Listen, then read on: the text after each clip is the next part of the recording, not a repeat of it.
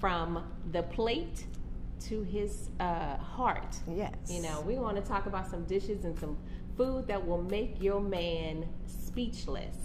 And then we're going to touch on some other topics within that. But we're going to first start out and talk about, you know, that good home cooked meal that will get your man smacking his lips and maybe smacking on the something else after maybe after before you get out the kitchen. If right, you're doing it right. right. If you're doing it right. All right. So let's just jump right into it and let's have some fun with this topic and let's get to talking about cooking. So what do you have to say, Trina, about, you know, you love to cook? I do. Right. Interestingly enough, it came later in life. My mother never knew I could cook probably until I was about 25 years old, because I never did it at home.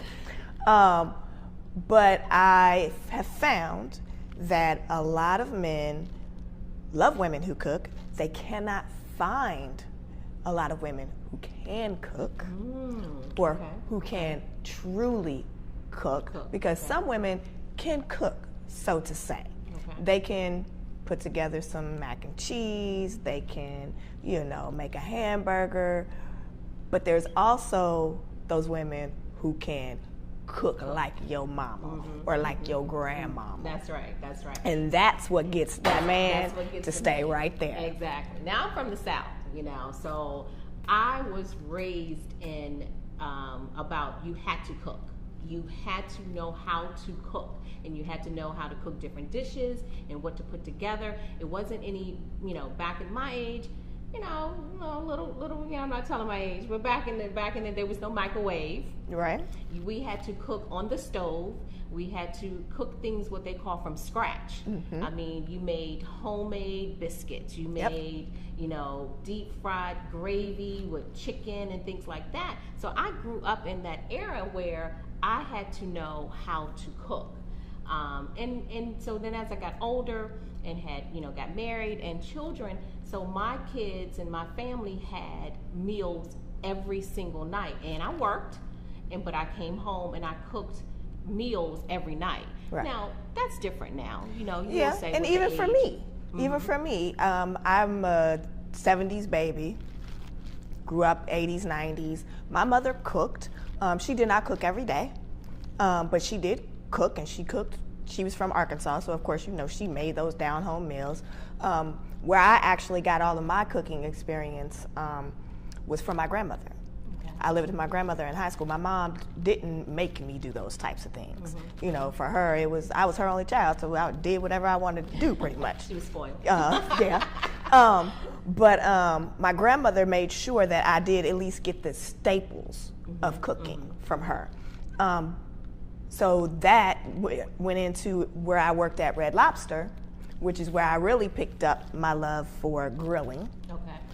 Believe it or not, I was a line cook for about 3 years. And I picked up my love for grilling there, and that just kind of meshed and I got excited, and I knew different types of ways to cook in different, you know, so it turned into like a kind of a game for me. And over the years, it's just become a bigger game. And so I think that where we miss out is like even in the 80s and 90s, my mother did not cook every day. I ate a lot of McDonald's. And with the kids today, especially my daughter being one of them, she don't want me to warm anything up on the stove. She wants me to put it in the microwave. She's like, Mommy, put it in the microwave. It's fast. It's quick and it's fast. I don't like the way the microwave heats things up. I would rather put it on the stove or in the oven or what have you. Right. And it's different. We talking about a different age group. You know, so mine was, you know, my mom cooked every day, so she kind of instilled that in me to cook every day. Now, as time goes on, you know, you have jobs, you have children, you may have second jobs, you may have, you know, so there's things that will change that cycle because you have to have that quick meal. You know, you have to come in, you're 6 or 7 o'clock, you're trying to get the family fed, you're trying to get the kids to bed, and so you may miss out. So then you may say, okay, I can't cook every day, but maybe, you know, your big dinner on Sunday. You know, so you have your big dinners. And now with the weather changing, ladies, you can throw something in a crock pot, start it up at, you know, early on, and then by dinner time, your meal is done. So we want to drill down a little bit about, tell me a dish that you have made that has made, your man like just come in there and go, okay, babe, well, you need to have this. Actually, one of the dishes that actually all the men in my house like, my sons and my husband, steak. Simple, well-cooked steak. Okay. Do you grill it? I do, but the way that they actually really, really like it is in a cast iron skillet. Okay. And I take the steak, I use, and yes, I go to the store and I buy things that are already put together. Very easy. So I get some Weber's steak and chop. It's just a very simple seasoning. I put that all over it, like cover it in that. Okay. Put a little butter in the skillet and sear it. And then once I sear the sides, I put it in the oven to finish it off. And they love it. Favorite way to have a steak. Hers is steak. Mine is, I will say, fried chicken. Not surprising. It's smothered fried chicken. Okay. So mine is, again, like she said, it comes from that cast iron skillet, fry it up, and then you make the gravy, you smother it, and then I'll finish it off in the oven. And then your sides can be, anything from, mashed potatoes or some type of veggie or salad. And now that I'm older, I try to do things a little more healthier than just your fried dishes. So you don't have to do the fried, in which, I don't recommend too much fried anyway for anyone. Right. And so you can do, grill. She can grill the steak. I can, grill the chicken, put it over a salad. So there are so many different ways now that you can make that meal, simple, easy, but still delicious. Yep. And so, so we're gonna move away, like, from. We want to talk about the young, millennials. They want things quick, instant gratification, exactly. all the time, and that's where I think that some of the love of cooking and the love of just being. What's the word I'm looking for? I don't know what the word is, but I think that we've moved away from that because of them wanting that instant gratification all the time. Well, it takes time. We have everything fast now. We have, your technology. You got your phones and your, jobs and things like that. And so that is what's getting in the way of them actually wanting to, come home and stay in the stove like my mom, your grandmother was. That takes time to cook. Yeah, it does. And so our young people, and not to say it's anything wrong with it, and our young people now today, it's like, okay, I need this. I only have 15 minutes. So if it takes me to go out and pick up something really quick or really fast, and now I'm done. Or they'll have cereal for dinner. I mean, just another example. So you want to have a romantic dinner. You don't have the money to go out. Okay. What do you do? What do you do? Right. A millennial would go to a Whole Foods or a Wegmans and buy stuff right out of their little, ready-made section. And granted, it might be good, and granted, it saves you time. But trust me, if you and your man want to have a romantic dinner, even if it's the worst thing in the world that you have ever made, if you made it with your own hands and prepared it for him to sit down and have a romantic dinner, trust me, he's going to appreciate that more than you going to Wegmans and buying that mess. And I'll even flip it, ladies. The man should know how to cook a little bit as well. I'm not putting this all on us. Agreed. That we have to be the ones that's always cooking for them. That's not what we're saying. We're saying that for us, yes, that's what we were brought up to or raised with. But now you can have your man cook your romantic dinner, and that's fine. But it doesn't take as much time as you think it will take. That that hard, nicely cooked meal that you thought of, that you prepared, that will make him or her, whoever cooks, will just kind of. I think it's more romantic. I think it's more. It's your own touch. Yep. You can kind of fool around with the seasonings. You can kind of like, okay, this didn't go well with that. And so it just makes a difference. I think it is. It kind of. I think that it binds your relationship because one, you're giving of yourself cooking that food, and even if it's the worst thing that he's ever tried, you all are bonding because of that. Right. You know what I'm saying? Let me tell you a little bit, Trina. So when my husband and I first started, this is many, many years ago, he tried to cook a dish for me. Oh, God. And so he did not know how to cook. Okay. And so we get to the table's nicely prepared, everything's looking good. And so he wanted to bake some chicken. All right, and we had, I guess, broccoli and all of that. And so, in going back to the worst thing, I cut into the chicken. And it was pink. So at that time, I didn't want to hurt his feelings.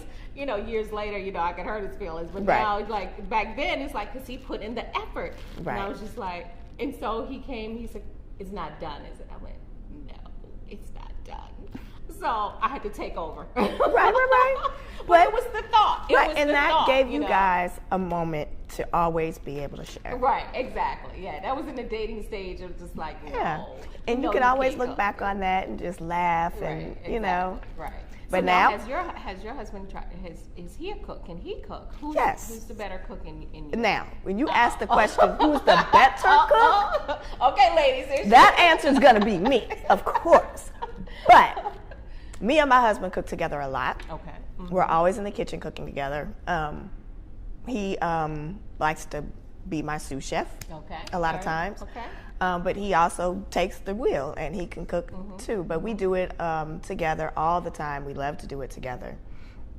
So yeah, I mean, that's something we share and we love. Exactly. You can, if one knows, how to grill better, or one knows how to bake better, you can do it together to make that time quality time together. Yep. So cooking can be fun. It can be as elaborate as you want it, or as simple as you want it.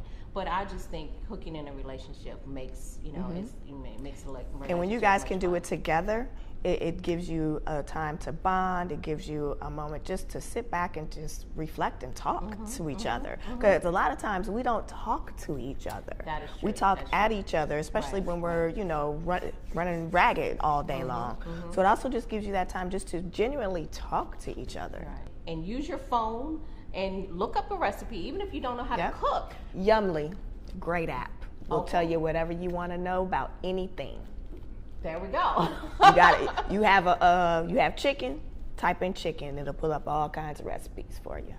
My husband plays my sous chef, and what he does a lot of times is just cut up all my vegetables for me, wash my meat, prep my meat. I'll do all the seasonings, all the actual cooking, but he actually helps with the preparations of everything. Right. And that is great, because I mean that role can be flipped. One day that you can do that, and so it's good for two people. Like you said, it's that quality time that the husband's in the kitchen and he's started something and he doesn't know how to finish. Then I can come in and I'll help do that as well. So that's good. And for the young people, what is easy? What would be your advice, or what my advice of starting out? Say you're young. Say you're in your 20s and you're starting this great relationship. And you want to make a nice meal. Right. Something really simple and easy. The easiest thing to do is to do the, and I'm just saying this because it's kind of low maintenance, low preparation. You can go to the store and get already marinated chicken breasts. So they'll be lemon, pepper, or olive oil and basil, whatever they are. They're already marinated. You could take those, you can either saute those or you could throw those in the oven. Throwing them in the oven would probably be the easiest because then you don't really have to keep watching them, so to say. You turn them maybe once or twice throughout the whole time that you're cooking and they should be pretty much done. And then with that, you could do steamed broccoli is easy, and maybe melt a little cheddar cheese to put on top. Right. Or nice salad. Sauteed green beans. There's so many options that you could do with that. Right. And like I said, you can use the internet. And what was the Yumly. Yumly? Is it Yumly. Yumly.com? Yumly.com, or on the App Store, just look up Yumly. It's or a just type in great resource. Resource from Facebook or anything. Yep. Great resource for recipes. Even Instagram. Instagram's a great resource, and Pinterest too is a great resource for recipes. You can always find different things and easy stuff on those two and they're easy platforms. in 30 minutes. In like 30 minutes from kitchen to the table, you can be eating in 30 minutes. Yeah. So. And then a lot of times, if you think ahead, you can start prepping before the night before, so that when you come home, all you have to do is either throw it in the oven or turn the crock pot off. Yes, or yes. you know, you can prep stuff. So in a crock pot. Yes. I mean, you can put anything and everything in the crock pot. Turn it on before you leave to go to work, and by the time you get home, and then you come in and your house is smelling so good. Yes. Yes. Can't wait to eat. Trust me. Right. And everything is done. Yep. And it's easy cleanup. Yep. You know, Yep. so and we especially want that too. It's easy cleanup. So Yes. I say get to cooking. You know, get that man in the kitchen, get that woman in the kitchen, and then just be cooking in the bedroom when they're done. And create that bonding time. Take the bonding time. All right, that's our episode on cooking. I hope you enjoy it, and please subscribe. All right, see you next time. Bye. Girl.